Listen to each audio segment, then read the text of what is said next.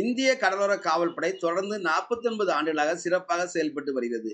இந்திய கடலோர காவல்படை மீட்பு பணிகளை ஒழுங்கமைத்தல், கடல் பாதுகாப்பு, எல்கை பாதுகாப்பு, கடலில் பயணிக்கும் கப்பல்களுக்கான பாதுகாப்பு தேர்தல்களை நடத்துதல், கடல் வழிகள் மூலம் கடத்தல்களை தடுத்துதல், தேசத்தின் பாதுகாப்பினை உறுதி செய்தல் உள்ளிட்ட பல்வேறு பணிகளை மேற்கொண்டு வருகிறது. இந்திய கடற்படை, வருவாய்த்துறை, சுங்கத்துறை, மீன்வளத்துறை, மத்திய ஆயுத காவல் படைகள் மற்றும் மாநில காவல்துறை உள்ளிட்ட அமைப்புகளுடன் இணைந்து இந்திய கடலோர காவல்படை செயல்படுகிறது.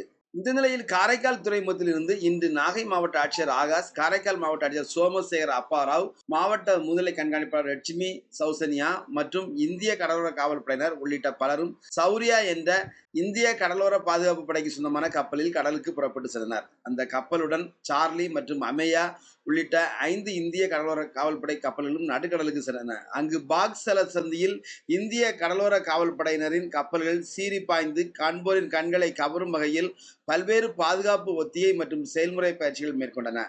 ஆபத்து காலங்களில் ஹெலிகாப்டரில் சென்று காப்பாற்றும் ஒத்திகையினை கடலோர பாதுகாப்பு படை ஹெலிகாப்டர் மேற்கொண்டது. இதுபோல பயணிகள் படகுகள் மற்றும் கப்பலில் தீ விபத்துகள் ஏற்பட்டால் எவ்வாறு பாதுகாப்பது என்பது தொடர்பான ஒத்திகைகளும் செயல் விளக்கம் செய்து காண்பிக்கப்பட்டன. கப்பலில் ரோந்து செல்லும் வேகம் உள்ளிட்ட அனைத்தும் ஒத்திகையில் இடம்பெற்றன. இந்த கடலோர காவல் படையின் ஒத்திகை கண்களை கவரும் வகையில் இருந்தது.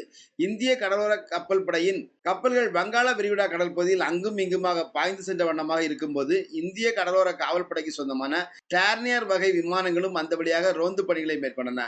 இந்த கடல் பாதுகாப்பு ஒத்திகை கடலின் அழகினை ரசிப்பதோடு இந்திய கடலோர காவல் படையின் வலிமையினையும் பணிகளையும் உலகிற்கு எடுத்துரைக்கும் வண்ணமாக அமைந்திருந்தது. இத்தகைய ஒத்திகை நிகழ்ச்சிகள் நாட்டின் பாதுகாப்பை உறுதிப்படுத்துகிறது என்றால் மிகையாகாது.